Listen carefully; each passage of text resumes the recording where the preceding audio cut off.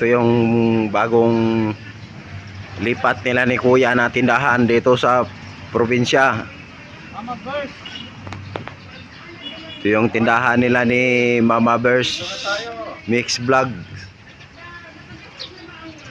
Umpisa pa lang kasi ka-open lang ng establishment dito. Dito yung kainan, restaurant.